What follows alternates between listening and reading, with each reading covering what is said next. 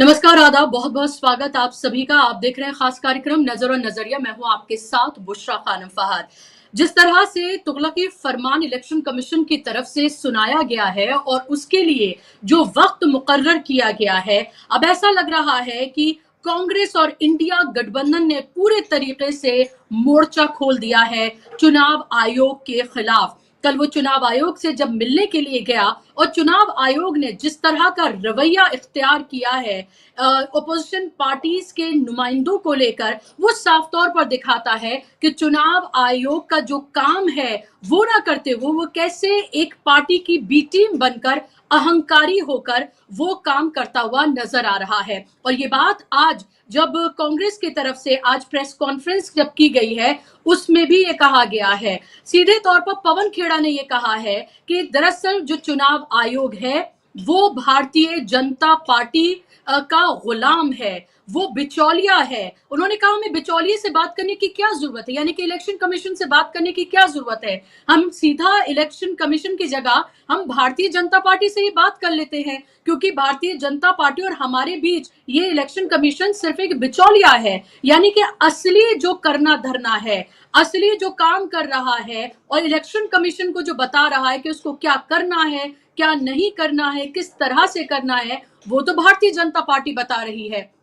तो एक तरह से जो एक इंडिपेंडेंट संस्था थी अब तक, वो इंडिपेंडेंट संस्था कैसे अब एक पार्टी की गुलाम बन गई है, ये कहना है पवन खेड़ा का। क्योंकि कल जिस तरह से जो रवैया इख्तियार किया गया, जो बताया गया कि कैसे पार्टी के कौन लोग आ सकते हैं, कौन नहीं आ सकते हैं, कितने आ सकते हैं, और जब वो पहुंचे भी तो जिस तरह से बातचीत हुई है, वो जाहिर सी बात है ये बताने के लिए काफी है कि इलेक्शन कमीशन का रवैया अपोजिशन के को लेकर किस तरह का है। अब आप ये सोचिए कि 4 महीने पहले इलेक्शन से 1 महीने का वक्त देकर आप पूरे 8 करोड़ लोगों को, 8 करोड़ वोटर्स हैं बिहार में, उनमें से ज्यादातर लोगों को आप ये कह रहे हैं कि अगर आप अपना वोट डालना चाहते हैं तो आपका वोटर आईडी मान्य नहीं है, आपका आधार कार्ड मान्य नहीं है, और हम आपको ये डॉक्यूमेंट्स की एक लिस्ट दे रहे हैं। इस लिस्ट के अकॉर्डिंग आप अपने डॉक्यूमेंट्स आप दीजिए, आप अपना जन्म प्रमाण पत्र दीजिए, और उसके बाद वो जब चेक करेंगे और सही होगा तब आप वहां पर वोट कर सकेंगे। वोटिंग करना कितना मुश्किल लोकतंत्र में बताया जा रहा है।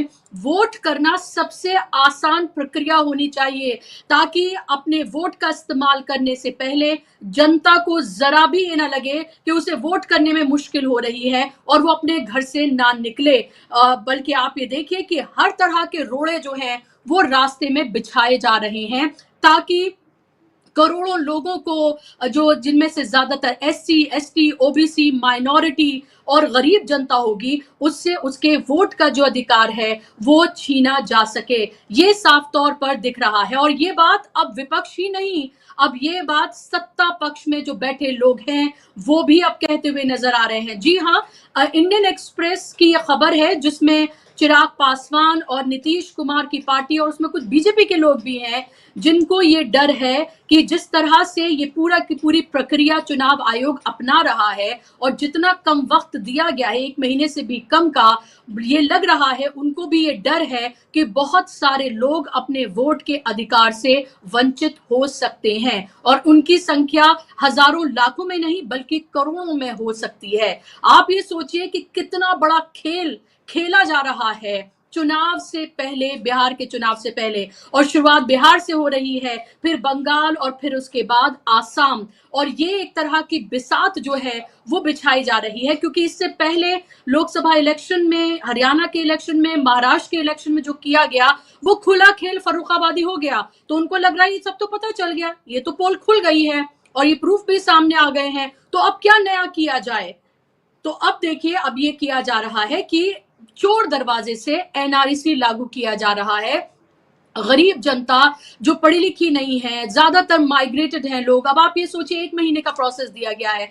वो लोग जो बाहर जाकर काम करते हैं, कहीं पंजाब में होगा, कोई उत्तर प्रदेश में होगा, कोई केरल में होगा, किसी कहीं और होगा, वो आप बताइए वो बिहार का वोटर कैसे इन तमाम चीजों को वो जोड़ेगा, ये एक सवाल। दूसरा सवाल जो नीतीश कुमार और चिराग पासवान की जो पार्टी है उन्होंने उठाया है, उनका ये कहना है कि जितनी भी योजनाएं हैं जो सरकार चलाती है उसमें उन्हें आधार कार्ड की जरूरत होती है और उस आधार कार्ड के जरिए उन्हें उन तमाम योजनाओं का फायदा मिल जाता है।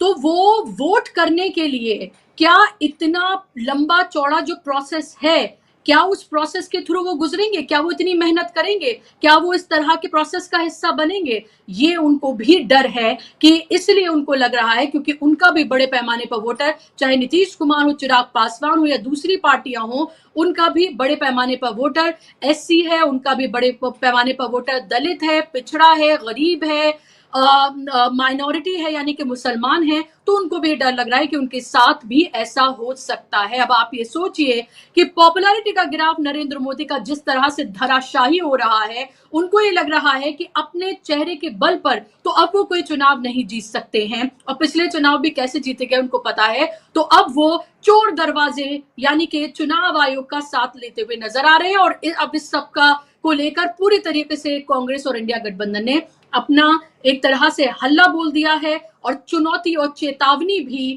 इलेक्शन कमीशन को वो देते हुए नजर आ रहे हैं। इसी पर आज हम चर्चा करेंगे, इसी पर बात करेंगे। मेरे साथ खास मेहमान जुड़ गए हैं, स्क्रीन पर आप मेहमानों को ले आइए ताकि चर्चा का हम आगाज करें। मेरे साथ अभी दो खास मेहमान हैं, प्रोफेसर प्यारेलाल गर्ग जी हैं मेरे साथ, जो कि इस मामले के एक्सपर्ट है, डीन रह चुके हैं वो पंजाब यूनिवर्सिटी में। लगातार वो इस पर ना सिर्फ लिखते रहे हैं, आरटीआई उन्होंने दाखिल की है, रिपोर्ट्स वो शाया उनकी होती रही हैं और मुखर होकर इस तमाम मुद्दे पर वो बोलते रहे। प्यारेलाल जी, बहुत स्वागत आपका कार्यक्रम में। मेरे साथ पॉलिटिकल सोशल एक्टिविस्ट, किसान नेता और इन तमाम मामलों पे मुखरता से अपनी बात रखने वाले डॉक्टर सुनीलम भी मेरे साथ जुड़ गए हैं। डॉक्टर सुनीलम, आपका भी बहुत स्वागत कार्यक्रम में। प्रोफेसर प्यारेलाल जी, शुरुआत मैं आपसे करना चाहूंगी। विपक्ष अब कह रहा है कि चुनाव आयोग तो बिचौलिया है, हम बिचौलिए से बात क्यों करें, सीधे बीजेपी से ही बात कर लेते हैं, और वो गुलाम कह रहा है भारतीय जनता पार्टी का इलेक्शन कमीशन को। ये जो इलेक्शन कमीशन का जो फरमान जारी हुआ है, इसको आप कैसे देख रहे हैं? क्या आपको लग रहा है कि सीधे सीधे ये एक प्लान है, एक साजिश है करोड़ों लोगों को उनके अधिकार से वंचित करने की? देखिए, साजिश तो है ही है, लेकिन हमें ये समझना होगा कि ये कानून के भी खिलाफ है। जो निर्वाचन आयोग को कानून इजाजत देता है, ये उससे बाहर जा रहा है, उसका अधिकार क्षेत्र नहीं है। जैसे आपने आधार कार्ड की बात की, आप मानेंगे रूल 23 है किसका? रिप्रेजेंटेशन ऑफ पीपल्स एक्ट 1950, जन प्रतिनिधित्व कानून 1950 का 23 नंबर रूल है, जिसमें लिखा है कि एक ही आइडेंटिटी है, वो आधार है। कोई अगर वोटर जिसने अपना दर्ज करवाना, पंजीकरण कराना है, जहां जिसके ऊपर कोई किसी ने आपत्ति जताई है, वो अपना अधिकार, उससे अधिकार आधार कार्ड मांगा जा सकता है, या अगर इलेक्शन कमीशन चाहे तब भी मांगा जा सकता है। लेकिन अगर वो आधार कार्ड ना दे पाए, तब भी ना तो उसका पंजीकरण रुक सकता है और ना ही उसका नाम काटा जा सकता है। ये तो रूल में लिखा है। अब उसने वो निकाल दिया और दुनिया जहान के उसने 11 तरह के जो दस्तावेज है मांग लिए, वो तो निकाल दिया। जो इसका मतलब वो कानून को तोड़ रहा है। बोलता मैं तो जी रिप्रेजेंटेटिव ऑफ पीपल एक्ट के मुताबिक काम कर रहा हूं, कहां कर रहा है? दूसरा दूसरा अब ये है कि वही जो रिप्रेजेंटेटिव ऑफ पीपल्स एक्ट है, उसमें है कि कौन रजिस्टर हो सकता है वोटर, वो है उसकी सेक्शन 19, क्लॉज 19 में लिखा है कि you shall be registered as a voter if you are not less than 18 years of age on the date determined by commission. Commission ये बोल सकता है कि फलां डेट तक इसको होना चाहिए, लेकिन वो ये नहीं बोल सकता कि 18 की बजाय 17 का हो या 19 का हो। दूसरा, he should be ordinarily resident of that area, he should not be permanent, ordinarily. तो उसमें यही दो बातें हैं। अगर ये दो बातें हैं और इसके बाद एक और है, मैं क्यों कहता हूं कि कोई प्रूफ नहीं मांग सकता, इलेक्शन कमीशन को एक इजाजत दी है जो है इलेक्शन रूल्स। उसमें इलेक्शन रूल्स में इलेक्शन कमीशन को 8 और 9 रूल है। वो इलेक्शन रूल्स हैं जो है इलेक्टर्स रजिस्ट्रेशन रूल्स। तो इलेक्टर्स रजिस्ट्रेशन रूल्स में रूल 8 और 9। 8 में है रजिस्ट्रेशन होना है, 9 में लिखा है अगर कोई इलेक्शन कमीशन से देखना चाहता है कि कौन एलिजिबल है, कौन नहीं है, कौन पात्र है, कौन नहीं है, तो उसको जो सरकारी दस्तावेज हैं जिनके पास, जैसे जन्म मौत का रजिस्टर, और दूसरा उनका जो है कोई और रजिस्टर स्कूल का, उसको वो जो जिन अधिकारियों के पास है वो इलेक्शन कमीशन को खुला रखेगा, उनके पास इजाजत देगा उसको देखने की। इसका मतलब है, इसका पूरा प्रभाव ये है कि इलेक्शन कमीशन ने देखना है अगर मेरा बर्थ देखना है, मैंने नहीं देखना, मैंने कोई सबूत नहीं देना, मैंने केवल एक हम्म। डिक्लेरेशन देनी है कि मैं एलिजिबल हूं, nothing else. I have not to prove that I am an Indian citizen. Election commission को अगर एतराज है वो जाए। फिर अब उसमें है डिस्क्वालिफिकेशन, ये रूल नंबर 16 है। 16 और 19 ने बात भी किया लेकिन काम नहीं करता। 16 में बताया है कि अगर आप इंडियन सिटीजन नहीं है, आप दिमागी तौर पे ठीक नहीं है, संतुलन नहीं है, आप पे कोई करप्ट प्रैक्टिस है, तो आपका नाम काटा जा सकता है। अब इसको मंजूर है करप्ट प्रैक्टिस वाला, दिनेश कुमार को मंजूर है करप्ट प्रैक्टिस वाला, और करप्ट प्रैक्टिस का कोई सर्टिफिकेट नहीं मांग रहा, क्योंकि करप्ट तो अमीर आदमी होता है, उच्ची जाति वाले हैं। दूसरा, इसको मंजूर है कि वो दिमाग उसका ठीक हो या ना हो, कोई कोई इतराज नहीं है इसको, लेकिन इसको ये जरूर इतराज है कि वो नागरिक होना चाहिए और उसको साबित करना पड़ेगा नागरिक हम्म। कौन है कौन नहीं है। अब मैं तीसरी बात बोल के फिर मैं थोड़ा आपको मंच दूसरों के लिए देता हूं। तीसरी जी। बात यह है कि ये हमारा संविधान है। दिनेश कुमार शुड टेल कि ये संविधान से काम चला रहा है या अपनी मनमर्जी से। Dinesh Kumar is nothing, he is an individual, he has been empowered by this constitution under article 324, 5, 26, 27, 28. Hmm. Now 328 says that all rules are to be framed by the parliament. So whatever rule has been framed by the parliament, Dinesh Kumar has no right to change it unless and it is changed by the parliament. जैसे ये आधार जो है ये 2022 में enter हुआ है, rule 23 में, ये पार्लियामेंट में किया है, अमेंडमेंट किया है उसमें, ये किसी हम्म। इलेक्शन कमीशन ने नहीं किया। अब वो उसको मानता नहीं है। इसमें सेक्शन जो आर्टिकल 5 से 11 तक है कि भारत का नागरिक किसको माना जाना है। 5 से 11 तो उसका अधिकार क्षेत्र ही नहीं है। कल को गणेश कुमार बोलेगा मैं किसी की जमीन की रजिस्ट्री कराया करूंगा, क्योंकि मैं तो इलेक्शन कमीशन हूं, वो नहीं कर सकता।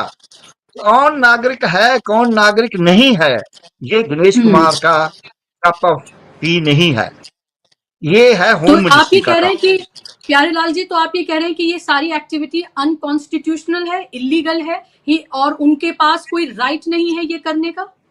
Exactly, we call it illegal, unconstitution, unauthorised. उसको अथॉरिटी नहीं है, जो आपने हिंदी में बोल दिया ना, पावर नहीं है, वो उसको अनऑथोराइज्ड। जी। ये these are the 3 terms we use it. He is not empowered to do it, hmm. he is doing illegally, he is doing unconstitutionally, all these things, all these तो elections. इसका Then I मतलब will तो come to सीधे later तौर on. पर, जी प्यारेलाल जी, पे And सीधे तौर पर इसको तो कोर्ट में चैलेंज किया जा सकता है। अगर ये no, इलीगल no, है, अनकॉन्स्टिट्यूशनल है, तो ये तो ठहरेगा ही नहीं कोर्ट में। मैं बताता हूँ। कोर्ट में जाने का तो तब जरूरत होती है जब 4 करोड़ लोगों का, 5 करोड़, अभी मैं बताऊं बाद में कि 5 करोड़ कैसे बनते केंद्र बिहार में, पूरे मुल्क में 50 करोड़ कैसे बनते हैं, 500 मिलियन, जहां 50 मिलियन, तो उसके लिए अदालत नहीं होती। Court is only for individuals. जब ये इतने बल्क लोग हैं तो उसमें जनता होती है, जनता को सड़क पे आना होगा। राममनोहर लोहिया जी ने बोला था जिस दिन सड़कें सुंजी हो जाती हैं उस दिन संसद बेलगाम हो जाती है। क्योंकि सड़कें सुंजी हैं इसलिए ये दिनेश कुमार भी बेलगाम हुआ। बहुत महत्वपूर्ण आपने आखिर में बात कही है और यही सवाल जनता भी पूछ रही है कि आखिर कब तक प्रेस कॉन्फ्रेंस, इलेक्शन कमीशन से मिलना, यही सब विपक्ष करता रहेगा। विपक्ष को तो कल भी ये करना चाहिए था कि जब इस तरह की पाबंदियां वो लगाई जा रही थी, इतने रूल्स रेगुलेशंस जो है वो जारी किए जा रहे थे, उन्हें जाना ही नहीं चाहिए था, उनको वापस आ जाना चाहिए था। इससे पहले भी जब टीएमसी का एक प्रतिनिधि मंडल मिलने के लिए गया था, तो इलेक्शन कमीशन के ऑफिस के बाहर इस तरह से गाड़ियों की और सिक्योरिटी के इंतजाम किए गए थे मानो वो प्रोटेस्ट करने के लिए वहां जा रहे हैं, ना कि एक मीटिंग के लिए मिलने के लिए जा रहे हैं। वो भी हमने देखा। डॉक्टर सुनीलम, आप इसको कैसे देख रहे हैं? आप तो इस इलेक्शन प्रोसेस का हिस्सा रहे हैं, आप तो खुद एमएलए रहे हैं, आप इतने सालों से इस पूरी प्रक्रिया को देखते रहे हैं। ये आखिर देश में क्या हो रहा है? आखिर चुनाव आयोग को ये किसने अधिकार दे दिया कि वो हमसे, आपसे ये पूछेगा कि हम इस देश के नागरिक हैं या नहीं? और जो चुनाव का जो कार्ड उसने बनाकर दिया है वो इनवैलिड है। हर चीज से आधार को लिंक करा रहे थे, अब कह रहे हैं वो आधार ही, अगर आप वोट डालने जा रहे हैं तो वो आपका वैलिड नहीं है। अब आपको ये बताना पड़ेगा कि पहले आप नागरिक हैं या नहीं है, और उसके लिए रूल्स रेगुलेशन की एक लंबी फहरिस्त हम सबके सामने रख दी गई है, क्योंकि शुरुआत ये बिहार से है, होना तो सबके साथ है। जी, बहुत शुक्रिया मिश्रा जी। एक तो प्रोफेसर प्यारेलाल जी ने जो कुछ कहा उसके साथ में अपने आप को जोड़ करके और ये कह करके ये पूरा अनकॉन्स्टिट्यूशनल है और ये इसके लिए ऑथराइज्ड नहीं है, मेरी पूरी सहमति है और पॉलिटिकल पार्टीज और इंडिया गठबंधन के लोग भी यही मानते हैं। लेकिन मेरा कहना ये है कि आपने जो ये सुझाव दिया कि उन्हें जाना ही नहीं चाहिए था, मेरा कहना दूसरा है। मेरा कहना ये है कि उन्हें जाकर के वहीं बैठ जाना चाहिए था और फिर उसके बाद में वहां बैठ करके पूरे देश के लोगों को कॉल करना था कि भाई इस चुनाव आयोग जो है उसको बचाना जरूरी है। ये लोकतंत्र का सबसे बड़ा स्तंभ है और इसीलिए आप आओ, इसको घेर लो, हम लोग अंदर यहाँ पर बैठे हुए हैं। जब तक फैसला नहीं हो जाता, जब तक ये रद्द नहीं कर दिया जाता जो है नोटिफिकेशन, तब तक हम यहाँ से हटने वाले नहीं है। होता अगर ये हो जाता तो एक बिहार सहित पूरे देश के अंदर ये एजेंडा में आ जाता। असल में मेरे को मतलब इस बात का बहुत कष्ट है कि ये पॉलिटिकल पार्टीज, इंडिया गठबंधन के लोग भी जो है सेरेमोनियल कर रहे हैं, औपचारिकता निभाने का काम कर रहे हैं। अरे आप औपचारिकता किससे निभा रहे हो? आपका अस्तित्व ही खत्म करे दे रहे हैं और डेमोक्रेसी ही खत्म करे दे रहे हैं। कॉन्स्टिट्यूशन को जब मानने को तैयार नहीं है तो ये जो है वो बिल्डिंग रहेगी तो उससे फर्क क्या पड़ेगा? मेरा कहना यह है कि असल में एक प्रोएक्टिव फैसला लेने की जरूरत है और ये शिकायत मैं आपके चैनल के ऊपर बुशरा जी बार बार करता रहा हूं कि देखिए बिहार के अंदर जो है वो तेजस्वी यादव को सीएम बनना था। रात के 12 से 3 बजे के बीच में 15 गलत लोगों को सर्टिफिकेट दे दिए गए, हारों को जो है वो जिता दिया गया, एक सरकार बनने से रोक दी गई और ये शांत हो गए। उसके बाद में यूपी में भी ऐसे ही हुआ, उसके बाद में हरियाणा में भी ऐसे ही हुआ, उसके बाद में महाराष्ट्र में भी ऐसे ही हुआ। आपको मालूम है कि जनरल इलेक्शन के अंदर भी 67 सीटों के ऊपर 76 सीटों के ऊपर जो है ऐसे जनादेश चोरी हो गया।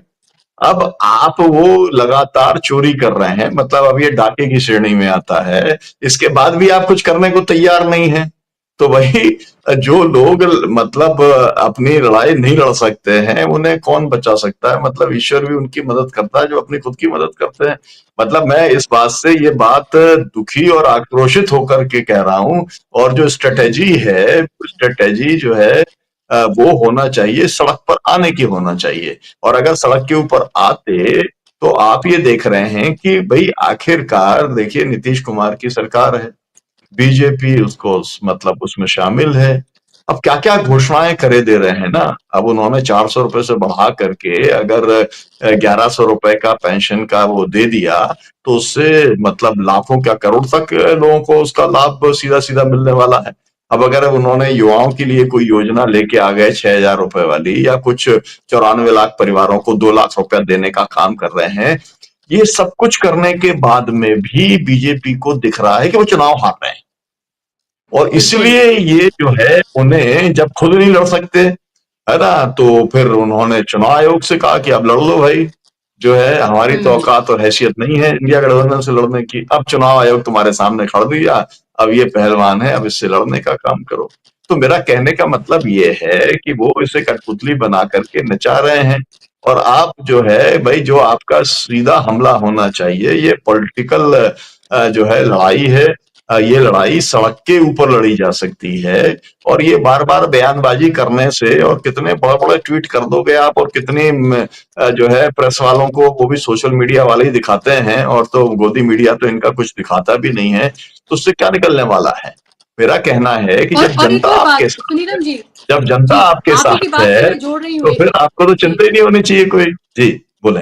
अगर इस चिराग पासवान, नीतीश कुमार और अगर दबी जुबान में कुछ बीजेपी के नेता भी शामिल हो जाए, तो आप सोचिए कि ये कितना खतरनाक है कि वो लोग जिनकी जबान नहीं खुलती है, वो भी अगर ये कहने लगे।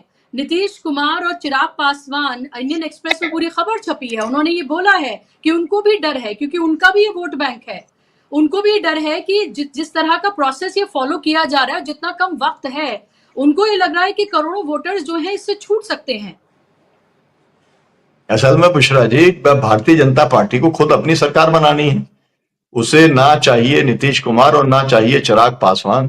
दोनों जो है, मतलब ये दो बैसाखियों वाला एक फैक्टर है कि दिल्ली के अंदर उनको चाहिए जो है नीतीश कुमार और चंद्रबाबू नायडू, और यहाँ पर उनको चाहिए नीतीश कुमार और जो है चिराग पासवान। तो वो बीजेपी वाले मजबूरी में लेके चल रहे हैं, लेकिन ये मालूम ही है कि जिस दिन मौका मिलेगा उस दिन लात मार के इनको बाहर कर देंगे। और इनका पूरा इतिहास है, इन्होंने क्या किया जो है शिवसेना के साथ में, इन्होंने क्या किया अकाली दल के साथ में, इन्होंने क्या किया था एआईडीएम के साथ में। अब फिर से कोशिश कर रहे हैं, क्योंकि भारतीय जनता पार्टी को दिख गया कि तमिलनाडु के अंदर दाल कुछ गलने वाली नहीं है, तो झक मार के एआईडीएम के पास में गए हैं। तो मेरा कहने का मतलब ये है कि ये जो है, जिसे कहता है मोस्ट, जो है इनके ऊपर ट्रस्ट किया नहीं जा सकता। ये विश्वासघात करने वाले पार्टनर हैं, और इसीलिए स्वाभाविक तौर पे उनको चिंतित होना उनका लाजमी है। लेकिन मेरी कुछ बड़े नेताओं के साथ बातचीत हुई, वो कह रहे हैं कि डॉक्टर साहब क्या है, बीएलओ है, बीएलओ हमारा है, क्या होता है 1200 वोट होता है एक उसमें, तो कुल मिलाकर के अपने 15-20 जो है लगाएंगे, हमारे जो लोग चले जाएंगे और उनका तो वो 11 दिखाएं, बर्थ सर्टिफिकेट दिखाएं ना दिखाएं, कास्ट सर्टिफिकेट दिखाएं ना दिखाएं, उनका नाम तो इंक्लूड हो जाएगा। और बाकी जो है आप लोग अपना घूमिए टहलिए, आप लोग आंदोलन वगैरह करिए, कुछ आप लोग आंदोलन जीविए। ये ये मतलब बहुत बहुत सीनियर लीडर ने ये मुझको आप इस बहुत बात को, खतरनाक बात कह रहे हैं आप ये। नहीं नहीं, ये वाली बात सही है, क्योंकि मामला वो यही टेक्निक को जानते हैं ना, इसके अलावा वो कोई टेक्निक जानते नहीं है। अब उन्हें ये वाली बात दिख रही है कि बरसात का 25 जुलाई तक जो है आप कैसे कर सकते हो। आज 3 जुलाई हो गई है, अब 25 जुलाई के अंदर जो है समय कितना बचा है। और आपको मालूम है कि हम लोग जो नॉर्मल कोर्स के अंदर, मैं मुल्ताई से मतलब 2 बार विधायक रहा हूं, और मैं पूरे देश में जाता हूं, एक कास्ट सर्टिफिकेट जिसे बनवाने में, जिसे कहता हूं, शीर्षासन करना पड़ जाता है। पैसा बिल्कुल वैसा तो देते रहो, आप सब कुछ करते रहो, इतना आपको घुमाते हैं, मतलब बहुत ही ज्यादा कठिन टीडियस ये काम है कास्ट सर्टिफिकेट लेना, बर्थ सर्टिफिकेट। अब उसमें आपने देखा होगा पूरा आंकड़ा, है ना, वो पूरा आंकड़ा एकदम साफ आ गया कि 25% लोग भी ऐसे नहीं है बिहार के अंदर जिनके पास में बर्थ सर्टिफिकेट जिनका बना हो, है ना, पिछले 15-20 साल के अंदर। तो जब है ही नहीं, अब अचानक ऐसी कौन सी मशीन लग गई कि ये चले जाएंगे और तुरंत कोई बर्थ सर्टिफिकेट देने का काम करेगा। कुल मिला के मास लेवल पे जब इंडिया गठबंधन ने जब इनकी चोरी को पकड़ लिया, उन्होंने ये समझ लिया अच्छे तरीके से कि ये 50 लाख वोटर जो है वो मोदी जी साथ लेके चलते हैं। वो जिस स्टेट में जाते हैं वहां पर अपने हिसाब से वो जोड़ देते हैं, सामने वाले के वो काट फ्लोटिंग देते वोटर। हैं। अब ये बात जब चोरी उनकी पकड़ी गई, तब उन्होंने एक नई टेक्निक लगाने का काम किया ताकि ये चुनाव को एक तरीके से इसका अपहरण कर सके। तो जैसे बूथ लूटे जाते थे पहले बिहार के अंदर, मैंने अपनी आंखों के से देखा है बूथ लूटने का पूरा जो वहां पर तरीका था। यही जॉर्ज फर्नांडिस के चुनाव में मैं एक उनके इलेक्शन का जिम्मेदारी थी मेरे पास, एक बार रामविलास पासवान की थी, मैं लगातार वहां जाता रहा हूं। तो जैसे बूथ लूटे जा रहे थे, अब लूटने फाटने की जरूरत ही नहीं है, अब चुनाव आयोग है ना, वही ऐसे प्रावधान कर दे रहा है कि आप वैसे ही लुट जाओगे, आपका वोट जो है वो वैसे ही खत्म हो जाएगा। मेरा कहना यह है कि सुप्रीम कोर्ट को सतह संज्ञान लेकर के इसको स्क्रैप करना चाहिए। ये बाकायदा ऑर्डर देना चाहिए। अगर सुप्रीम कोर्ट जिंदा है और लोकतंत्र को बचाना चाहता है, क्योंकि हमारे सीजीआई साहब जो हैं उनसे हमको बहुत सारी उम्मीद है, तो मुझे लगता ये है कि इंडिया गठबंधन को या बिहार के अंदर एक मास कैंपेन चलाना चाहिए ना। आखिरकार जो है ये सब जो बने हुए हैं सब मुख्य न्यायाधीश साहब हैं, उनके नाम से पूरे देश से लोग चिट्ठी लिखने का काम करें कि भाई आप लोकतंत्र बचाओ, क्योंकि सरकार तो बचाने को तैयार नहीं है, वो खत्म करने को तैयार है, आप ही से हमारी उम्मीद है। बिल्कुल। जब लाखों चिट्ठियां जाएंगी, लाखों इनके पास में ईमेल्स जब जाएंगे और लाखों लोग जो है वहां जाकर के प्रोटेस्ट करेंगे सुप्रीम कोर्ट के सामने, तो फिर जो है चुनाव आयोग के ऊपर भी दबाव बनेगा और ये जो पूरी चोरी है इसको रोकने का भी एक रास्ता प्रशस्त होगा। लेकिन जिस लेकिन तरह से सवाल सबसे बड़ा ये है कि इंडिया गठबंधन लड़ने के लिए, सड़क पे आने के लिए कितना तैयार है। अगर उनको लग रहा है कि ये मेमोरेंडम वगैरह दे करके, तो हमारी पूरा जिंदगी मेमोरेंडम देने में निकली है। और यहाँ पर भी हम लोग किसान आंदोलन के लिए बैंगलोर में आए हुए हैं, राकेश टिकैत जी भी हैं यहाँ, डॉक्टर धनश्याम पाल भी, ये सब आए हैं। सीएम के साथ कल बातचीत होनी है, लेकिन हमें मालूम है कि लड़ से के ही सौच से ही रास्ता निकलता है। ये ज्ञापन यापन जो है ये सब ठीक है, एक डेमोक्रेटिक प्रोसेस है, वो भी दे दिया जाए, लेकिन उससे बहुत ज्यादा उम्मीद नहीं करनी चाहिए। जी बिल्कुल आप सही कह रहे हैं और उम्मीद नहीं करनी चाहिए और दिख भी रहा है। अगर ज्ञापन देने से, प्रेस कॉन्फ्रेंसेस करने से, प्रूफ सामने रखने से सब कुछ हो रहा होता तो चुनाव आयोग की इतनी हिम्मत नहीं होती कि वो फिर से एक नया फरमान जो है वो लेकर आता, और ऐसा फरमान जिसको खुद प्यारेलाल जी यहाँ बोल रहे हैं कि इलीगल है, अनकॉन्स्टिट्यूशनल है, और फिर भी वो इस प्रक्रिया को पूरे आप जिदारी से देश के सामने इसको रख रहा है और ये कह रहा है कि शुरुआत बिहार से करें, पूरे देश में करेंगे हम। ओमकारेश्वर जी भी मेरे साथ जुड़ गए हैं, सीनियर जर्नलिस्ट हैं और लगातार बेबाकी से अपनी बातों को रखते हैं। ओमकारेश्वर जी, आपका स्वागत कार्यक्रम में। इससे पहले मैं आपके पास आऊं प्यारेलाल जी, तो फिर अब आगे का रास्ता क्या है? अगर चुनाव आयोग इसी तरीके से अपनी दादागिरी, अपनी मनमानी करता रहेगा, तो क्या हरियाणा, महाराष्ट्र के बाद बिहार और फिर पश्चिम बंगाल और फिर आसाम, बस फिर ये ऐसा ही होता रहेगा? इसी तरह से क्या जनादेश की लूट होती रहेगी? हाँ, होएगी। जब आप सोएंगे तो आपके खेत को तो कोई लूटेगा ना। आपको सोना है तो वो सो रहे हैं। अब जो राजनीतिक दल हैं, तो मैं इनसे सहमत हूँ। हम तो ऐसे ही करते थे, वहीं धरना मार देंगे कि ठीक है आप बढ़ाओ पुलिस, अब चलो फेंको लाठी हमारे पे, कोई बात नहीं है। जब आप इलीगल काम करते हैं तो हमें तो प्रोटेस्ट ही करना होगा। आप बेइज्जती करा के, आप इंसल्ट करा के वापस आ जाएंगे। हमारे गुरु ग्रंथ साहब में लिखा है, ये जीवे पत बत्थी जाए। जब आपकी इंसल्ट होती है फिर भी आप जीना चाहते हैं, सब हराम जीता किच खाए। जो आप खाते हैं, जो पीते हैं, सब हराम है, उसके कोई फायदा नहीं है। सो इसलिए अपनी इज्जत गंवा के ये इनकी, देखिए झा साहब हैं, इतने अच्छे वक्ता हैं, सब लोग जानते हैं, जो हम यहाँ बैठे एक दूसरे को देख रहे हैं। और लोकसभा में, राज्यसभा में जब भी ये लोग बोलते हैं तो दर्शा देते हैं कि हम क्या हैं, वो भी साथ में थे। मैं तो हैरान हूं कि गणेश कुमार का ये हिम्मत बढ़ गई कि मैं इतने लोगों को, इतनी पार्टियों को मैं ऐसे बोल सकता हूं। इसका मतलब हाथी के सिर पे कोई कुंडा नहीं है, वो अपने आप को हाथी समझता है। सो इसलिए अब उसको ये सबके सिखाए के बगैर काम नहीं होता। दूसरा, चिट्ठियां डालने की बात हो सकती है, ये मेल, क्योंकि आजकल बच्चे भी कर देते हैं, सब जानते हैं कि ठीक है जी कि मेल मुहिम चला दो, वो बीजेपी भी चला देगी, मेरा उसमें ये थोड़ा है। लेकिन बीजेपी एजिटेट नहीं कर सकती, वो वो लोगों को लाठी भीड़ तंत्र बना सकती है, एजिटेट नहीं कर सकती। ऑर्गेनाइज एजिटेशन जो है ये पार्टियां कर सकती हैं, फिर भी एक तो ये एजिटेशन करना होगा, एजिटेशन के बगैर कुछ नहीं होगा। दूसरा, मैं सुनील से एग्री करता हूं कि जो हमारे न्यायाधीश हैं, मुख्य न्यायाधीश गवई साहब, उन पे हमें बहुत उम्मीदें हैं और सचमुच में वो कर भी रहे हैं। उनको अपने आप ही ये संज्ञान दे देना चाहिए कि भाई ये इलीगल है, ये अनकॉन्स्टिट्यूशनल है, तो आप इसको अपनी मनमर्जी कर रहे हैं, आर्बिट्रेरीनेस कर रहे हैं, इसका आपको कोई अधिकार नहीं है, तो हम इसको स्क्रैप करते हैं। एक तो बात ये है। दूसरा, मैं एक बात और फिर मैं बाकी समय देना। दूसरी बात मैं ये कह रहा हूं कि जब हम ये कहते हैं कि इसमें समय की कमी है, ये हमारा आर्गुमेंट कमजोर हो जाता है। मैं कहता हूं समय हो तब भी ये गलत है। बिल्कुल। पहला काम ये है कि ये अनकॉन्स्टिट्यूशनल है। सेकेंडरी बात है कि इसमें समावीन है। ये आप अभी तो इलेक्शन कमीशन ने क्या इलेक्शन में झूठ बोल रहा है, लोगों को गुमराह कर रहा है। कैसे कर रहा है, मैं एक लाइन में बता रहा हूँ। 24 तारीख को ये लेटर निकालता है। पहले तो आर्बिट्रेट, इसको किसी ने बता दी एक 2003 डेट रख सकते हैं आप। कौन सा ऐसा वो सेक्युलर है, कैसे बताया? एनआरसी सीए का अपना, जो वहां सीए हुआ था, सीए एक्ट के हिसाब से करूंगा मैं। दूसरा, 1787 से 1987 से मैं पहले का बर्थ सर्टिफिकेट दूंगा, इसको ये अधिकार ही नहीं है। ये दोनों डेट्स ही आर्बिट्रेरी हैं।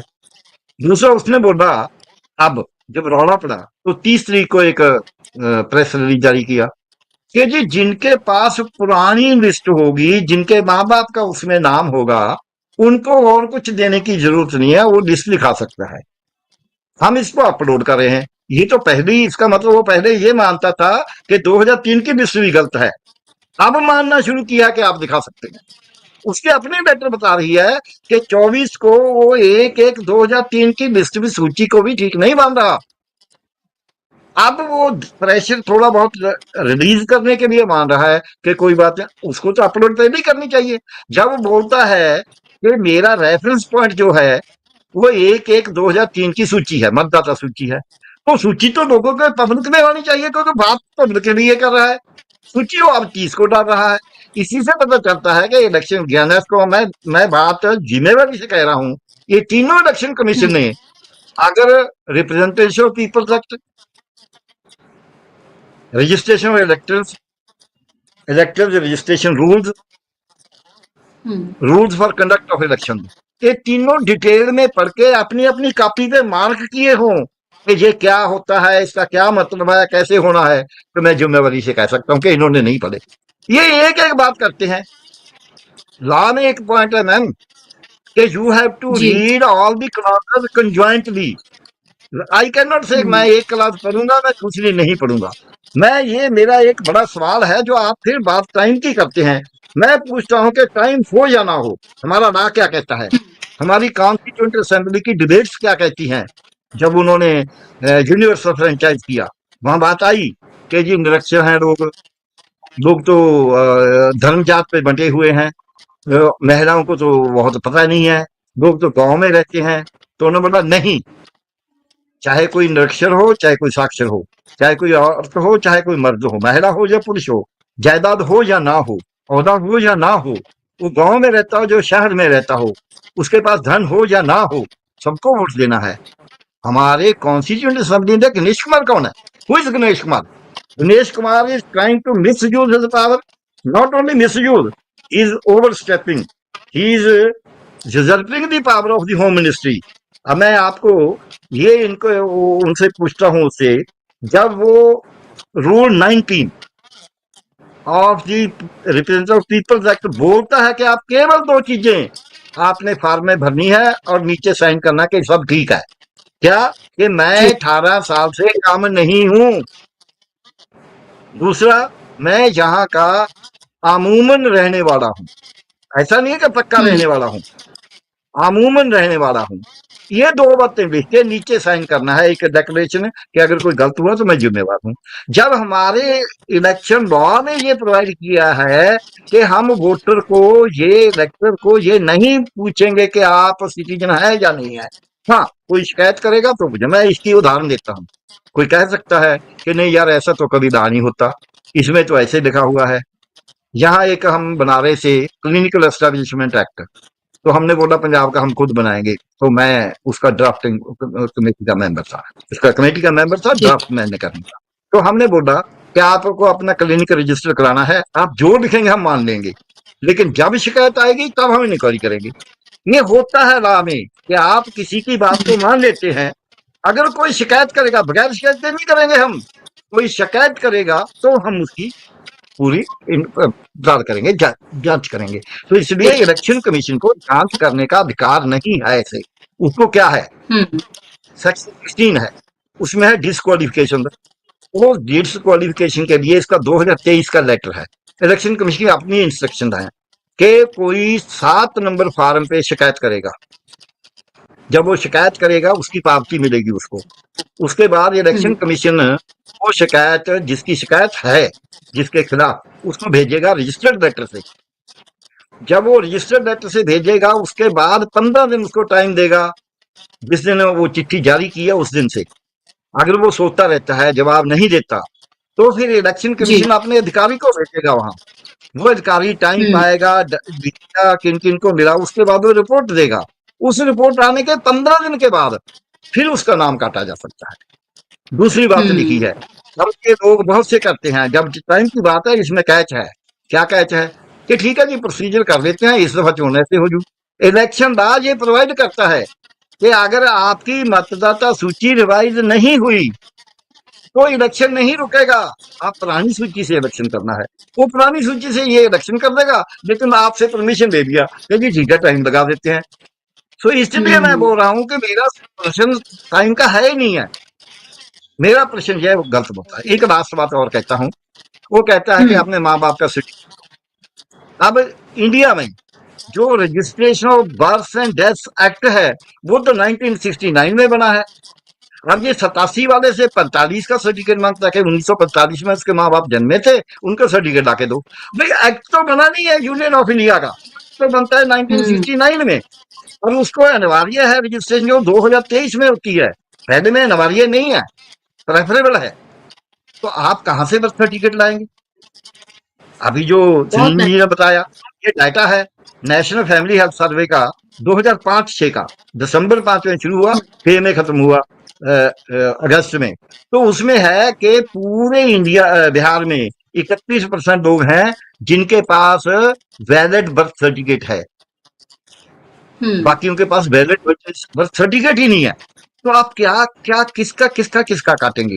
5 करोड़ वोट इसलिए मैं बोल रहा हूं कि इसने इलेक्शन कमीशन झूठ बोल रहा है, गलत नहीं कर रहा है, गुमराह कर रहा है। कैसे?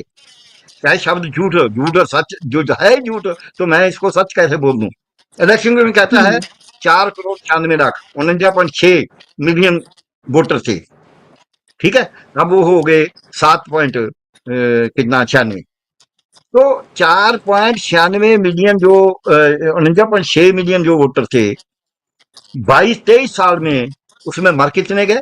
1.1 करोड़। 11 मिलियन तो मर चुके हैं, 5-6 मिलियन शिफ्ट हो चुके हैं, तो 33 मिलियन ही रह गए। और ये 80 मिलियन है, 80 में से 33 निकालो, कितना होगा? 47 मिलियन। 47 में 4 करोड़ 70 लाख लोगों का करना है। इलेक्शन कमीशन 3 करोड़ का, क्योंकि उसको ना तो वो आंकड़ा देखता है, वो तो बेवकूफ बना रहा है। इलेक्शन कमीशन को इन्हीं 3 बातों के कि उसने आधार कार्ड नहीं डाला, वायलेट किया है। दूसरा, उसने बोला कि मैंने अब लिस्ट अपलोड कर दी, इसका मतलब डिरेलिक्शन ऑफ ड्यूटी है। This is deception to the people of India. Third, कि हाँ अब आप वो कॉपी दे सकते हैं, ऐसे बता रहा है जैसे वो, इसका मतलब एक 2003 की लिस्ट ठीक नहीं थी पहले। तीसरे एक बात कि 25 साल में वहां इलेक्शन नाम में लिखा है, जो रजिस्ट्री होगी आप रिवाइज भी कर लो, आप नई सूची भी तैयार कर लो, आप पुरानी जो 2003 के बाद की जितनी चोन हुई है वो सब इलेक्शन कमीशन को फिर तो सजा होनी चाहिए कि उन्होंने तो अपना काम ही नहीं किया। उसमें लिखा है कि आप इंडियन सिटीजन चाहिए, आप पूरे 20-23 साल गलत करते रहे, जिसमें 10 साल तो भाजपा के राज के भी हैं। तो आप कैसे इलेक्शन बताओ, इलेक्शन कमीशन गलत रजिस्टरिंग कैसे करते रहे? You should be punished, you are trying to punish the people, this is wrong. That is वजह इसे कि हम टाइम की बात तो करेंगे, एक सेकेंडरी बात है कि टाइम नहीं है, ये हो नहीं सकता। इसमें जो उसमें भी लॉ बनाएंगे कि ये लॉ कहता है कि इतने दिन देने, आप इतने दिन तो दे ही नहीं सकते। दूसरी बात है, लेकिन ये बेसिक भी गलत है, इसलिए हमें चुनौती इस बात को देनी है कि किसी भी इलेक्टर को कहना कि आप साबित करो कि इंडियन सिटीजन है, this is wrong, this is not the letter और the spirit of the law. Indian citizenship is a separate issue. Only the Home Ministry will do it. Let them. Election Commission has nothing to do with it. बहुत महत्वपूर्ण आपने बातें कही हैं, और एक तरह से तमाम चीजें जो हैं, जो सवाल हैं, उन सब के एक साथ आपने जवाब यहाँ पर रख दिए हैं।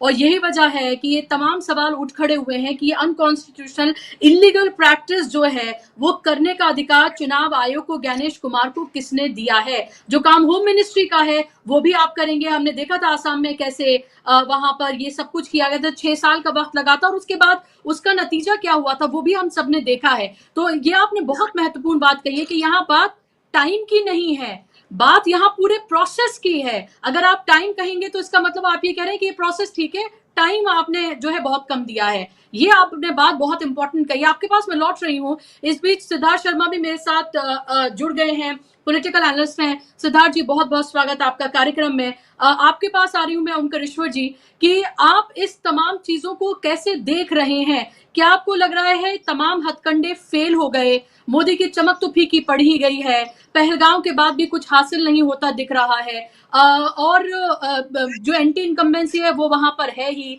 इंडिया गठबंधन पिछली बार भी ऑलमोस्ट जीत गया था और इस बार भी बिहार में सीधे तौर पर लग रहा है कि वो जीत की तरफ आगे बढ़ रहा है। तो अब इलेक्शन कमीशन को आगे करके ये खेल किया जा रहा है, कितना खतरनाक आप इसको मानते हैं बिहार के लिहाज से? क्योंकि होना तो ये पूरे देश में है जो इलेक्शन कमीशन कह रहा है। जितना कुछ प्रोफेसर प्यारेलाल जी ने बताया, डॉक्टर सुनीलन ने बताया, उससे ये बात तो साफ है कि चुनाव आयोग जो है ओवर स्टेपिंग कर रहा है, अपनी सीमाओं से बाहर जाके कर रहा है, अनकॉन्स्टिट्यूशनल स्टेप उठा रहा है। एक समय था जब चुनाव आयोग के प्रति देश का भरोसा पीएम शेषन ने जगाया था और उससे देश के लोकतंत्र में लोगों की आस्था जगी थी।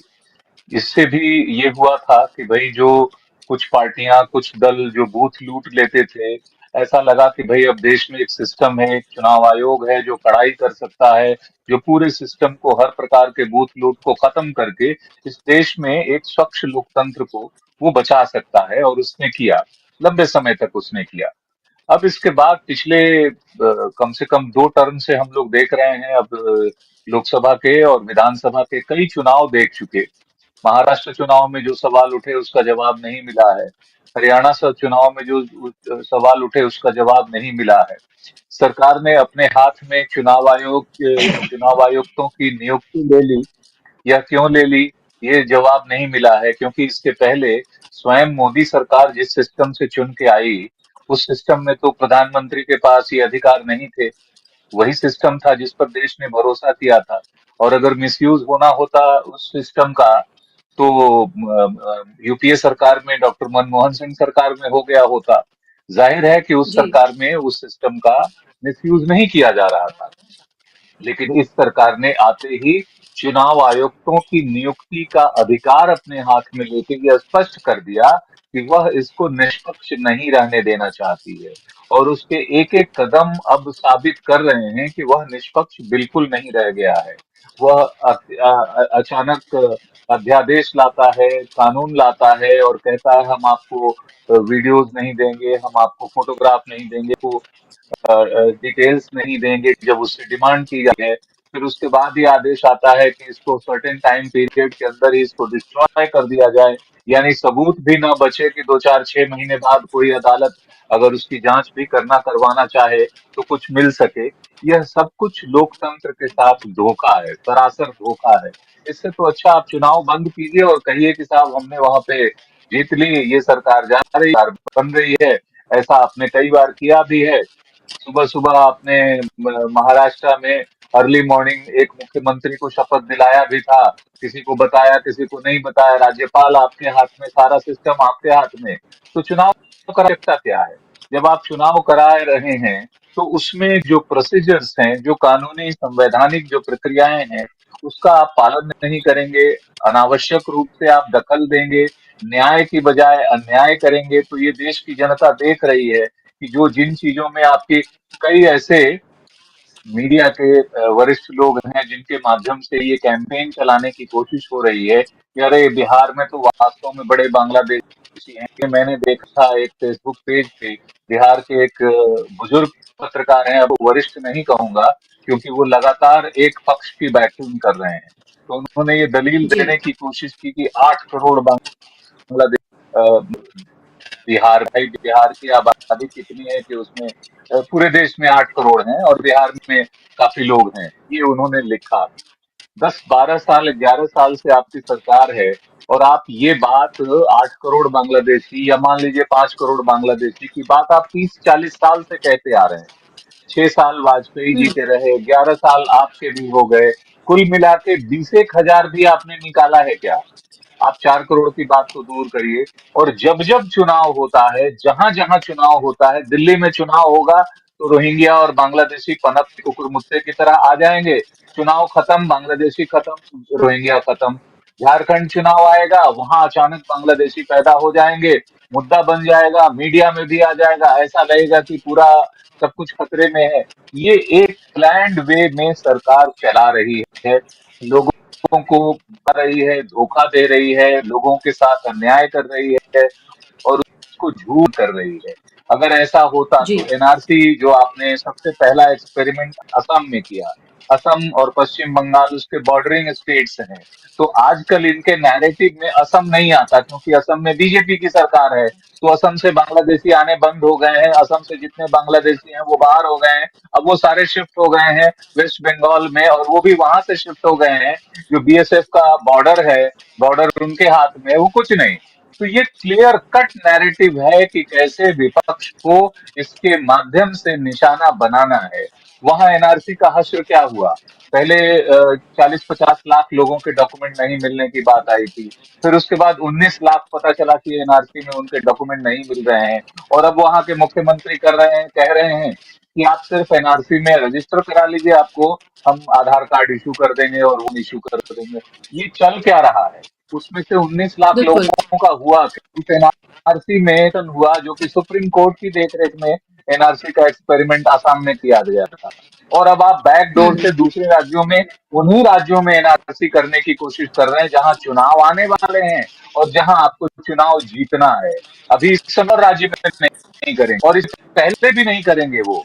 अगर साल भर पहले करते तो एक बात होती कि सबको मौका मिलता कि हाँ भाई इसका जवाब दिया जा सके, विपक्ष के लोगों को भी ये मौका मिलता कि उसका रिप्रेजेंटेशन कर सकें, सवाल उठा सकें। हालांकि डॉक्टर सुनीलम ने कह दिया कि रिप्रेजेंटेशन से अगर कुछ हो जाता है इस देश में तो होता होता नहीं है। रिप्रेजेंटेशन के हजारों मेमोरेंडम जो है सरकारों के पास पड़े होंगे, उस पर कोई एक्शन नहीं होता। लेकिन देश की जनता ये देख रही है कि ये वह पार्टी काम कर रही है जिसको पार्टी विद डिफरेंस कहा गया था, कहा था कि इससे पहले की सरकारें गलत कर रही हैं और सबसे अच्छी पार्टी, जी सबसे राष्ट्रवादी पार्टी, सबसे एक अलग पार्टी को जो उसकी नीति करती है, नियत की बात करती है, मर्यादा की बात करती है, उस पार्टी के जरिए ये हो रहा है। क्या वो ये नहीं समझ रहे हैं कि मान लीजिए 2-4 साल, 2-4 सत्ता में आ भी जाएं तो वो किस तरह से अपना जनाधार पूरी तरह समाप्त कर रहे हैं, खत्म कर रहे हैं लोगों का भरोसा। विदेश नीति के मामले में हमने बिल्कुल देख लिया, रक्षा नीति के मामले में देख लिया, आर्थिक नीति के मसले पे देख लिया, विकास के मसले पे पूरे देश ने देख लिया। तो आप जी लोकतंत्र को चोरी करके कितने दिन सत्ता में रह सकते हैं? ये बहुत गंभीर सवाल है जो सिर्फ विपक्ष को के लोगों को ही नहीं, भाजपा के संघ के लोगों को भी ये विचार करना चाहिए कि 100 साल जहां संघ का होने जा रहा है, क्या यही सपना था? इसी प्रकार का सरकार देने का आपका सपना था? क्या यही इसी प्रकार का राष्ट्र बनाने का आपका सपना है जिसमें इतना झूठ होगा, छल प्रपंच होगा, कपट होगा और लोकतंत्र की चोरी होगी, इस तरह से होगी? मुझे लगता है कि ये बिल्कुल ऐसा प्रश्न है जिस पर सभी को विचार करना होगा कि आप लोकतंत्र के साथ इस तरह खिलवा, और अब आपके पास बचा क्या है?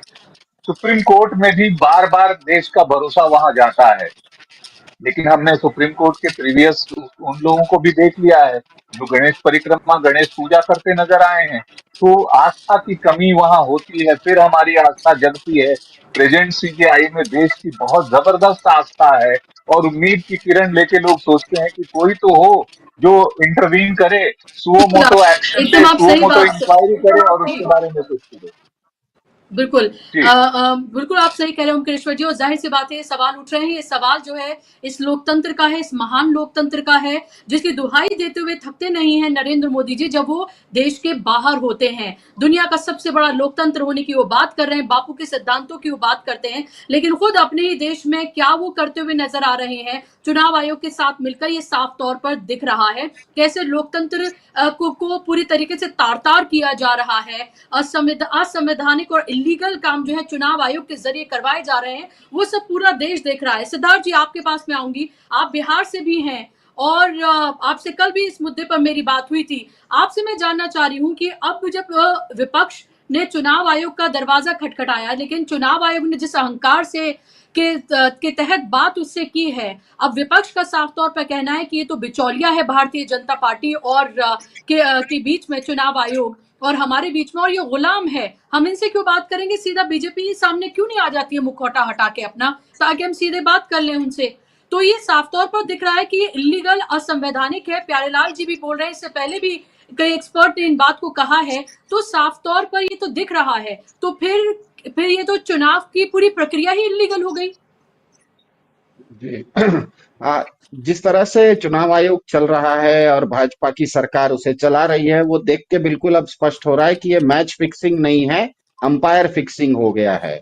अगर आप कहते हैं कि 1 महीने के अंदर इतना बड़ा एक्सरसाइज इलेक्शन कमीशन कर लेगा, ये तो ऐसा ही कहना है कि सामने वाली टीम ने तो सिर्फ 50 रन बनाए हैं, हम तो जल्दी बना लेंगे। लेकिन 50 रन अगर आप एक ही ओवर दीजिएगा किसी टीम को, तो एक ओवर में तो 50 रन नहीं बनते। आप 20 ओवर 50 ओवर में 50 रन बन जाते हैं, लेकिन एक ओवर में तो 50 रन नहीं बनेगा। तो एक चीज, एक सिद्धांत होता है कि कोई भी इकाई जिसके पास पावर होता है, शक्ति होती है, वो चाहती है कि उसके निर्णय को सही या गलत के रूप में लोग बार बार सवाल करें। क्योंकि आप किसी इकाई के निर्णय पर बार बार सवाल जब करते हैं, तो उस इकाई के निर्णय लेने के अधिकार को आप और ज्यादा पुष्ट करते हैं कि अच्छा मैंने गलत किया क्या, ठीक है मैं सही कर दूंगा, लेकिन करूंगा मैं ही, क्योंकि उसके अधिकार लेने के अधिकार को आप पुष्ट कर देते हैं। प्यारेलाल जी लेकिन कुछ अलग कह रहे हैं। वो कह रहे हैं कि किसी को इस तरह का निर्णय लेने का अधिकार ही नहीं है इलेक्शन कमीशन को। आप ये सही और गलत तो बात की बात है, ये निर्णय इलेक्शन कमीशन ले ही नहीं सकता। क्योंकि जैसे हम बिहार के हैं, बिहार में आप अगर किसी को पूछिए ना कि मतलब किसी को पूछिए कि आपका जन्म कब हुआ, तो बहुत सारे लोग जैसे मेरे पिताजी वगैरह कहते थे मुझे नहीं पता, मेरी माँ को पूछो, दादी को पूछते थे तो कहते थे अच्छा फलना साल में एक तो बहुत बड़ा बाढ़ आया था ना, उस साल जिस दिन रामनवमी हुआ था उसके 3 दिन बाद ये पैदा हुआ था। अब मुझे बताइए, फलना साल में रामनवमी था, बाढ़ आया था, उसको आप किस कानून के किस कागज में आप जन्म प्रमाण पत्र दिखाइएगा। 2007 में मैं अभी डेटा देख रहा था, 2007 में बिहार में जितने लोग पैदा हुए उसमें केवल 1/4 लोगों के पास जन्म प्रमाण पत्र है, बाकी लोगों के पास जन्म प्रमाण पत्र ही नहीं है। तो भाजपा से ये अपेक्षा करना कि वो चुनाव करवा देगी, ये तो ऐसे ही है कि आप कहते हैं ना कि पूत के पांव पालने में ही नजर आते हैं। जो भाजपा अपने खुद के एक अध्यक्ष का चुनाव नहीं करवा सकती है, वो पूरे बिहार में चुनाव करवा देगी। तो ये तो एक तरह से दिवा स्वप्न है, क्योंकि हमें पता है कि भाजपा बार बार ये कहती है, भाजपा का पूरा इकोसिस्टम है ना, वो कहता है कि भारत में चुनाव होता है ना इसीलिए लोकतंत्र है। तो चुनाव तो नॉर्थ कोरिया में भी होता है, नॉर्थ कोरिया में भी जो राष्ट्रपति है वो ऐसे ही थोड़े बैठा हुआ है, वो भी किसी चुनाव जीत के आया है।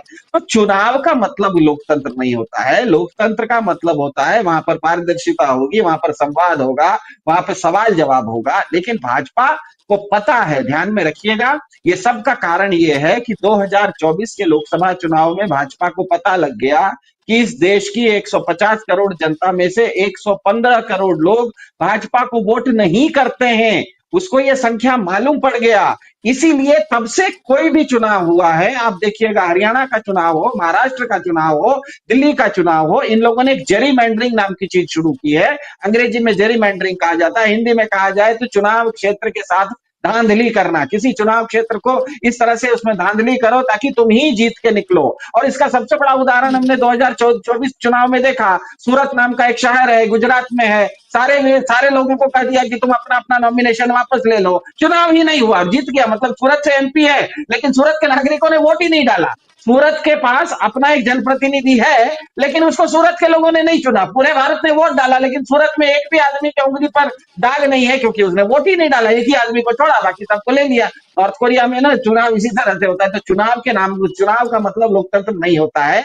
भाजपा जेरीमैंडरिंग करती है। हरियाणा में पता लग गया, महाराष्ट्र में पता लग गया, दिल्ली चुनाव में मेरे जैसे लोग जो थोड़ा सा बहुत एक्टिव थे, हमने देखा कि पूरे भारत में जनसंख्या बढ़ रही है, पूरे भारत की अर्थव्यवस्था बढ़ रही है, दिल्ली की जनसंख्या बढ़ रही है, लेकिन दिल्ली में एक विधानसभा है, नई दिल्ली विधानसभा, उसमें 40,000 वोटर कट जाते हैं। मतलब पूरे भारत में लोग बढ़ रहे हैं, जनसंख्या बढ़ रही है, लेकिन चुनाव क्षेत्र में अगर चुनाव वोटर घट रहा है, इसका मतलब भाजपा ने यह तय कर लिया है, उसको पता है कि वो चुनाव लोकप्रिय अब वो नहीं रही, लोग उसे खुशी से वोट नहीं डालते हैं। इसीलिए साम दाम दंड भेद करके किसी तरह से कोशिश करो कि जो जितने वोटरों की संख्या आप घटा सकते हो उतनी घटा दो, तो घटे हुए वोटर में शायद उनको जीतने की संभावना ज्यादा दिखती है। क्योंकि हमें पता है कि जो वोटर घटते हैं, जैसे भाजपा कितनी भी कोशिश करेगी, मेरे जैसे वोटर का बिहार का वोट वो कैंसिल नहीं करवा सकती, क्योंकि मैं इतना पढ़ा लिखा हूं, मेरे पास वो 11 कागज नहीं भी है, 11 में तो 7 हो जाएंगे, 7 नहीं होंगे, 3 होंगे, 3 नहीं तो 1 तो सही,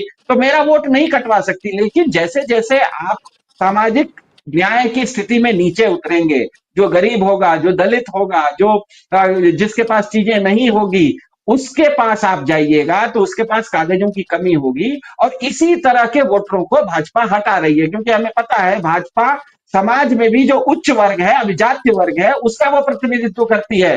दिल्ली में वो चुनाव जीत के आई, दिल्ली में कही थी कि जहां झुग्गी वहां मकान, दिल्ली में आते ही झुग्गियों के ऊपर बुलडोजर चला रही है। तो हमें पता है कि भाजपा केवल अभिजात्य वर्ग को पसंद करती है, नीचे के वर्ग को वो पसंद नहीं करती। और ये जो वोट डिलीशन होने वाला है, जिस तरह के ये कागज मांग रहे हैं, पढ़े लिखे मिडिल क्लास अपर क्लास के पास तो इस तरह का कागज 11 में से 4, 4 में तो 3, 3 में से 1 कोई ना कोई कागज मिल जाएगा।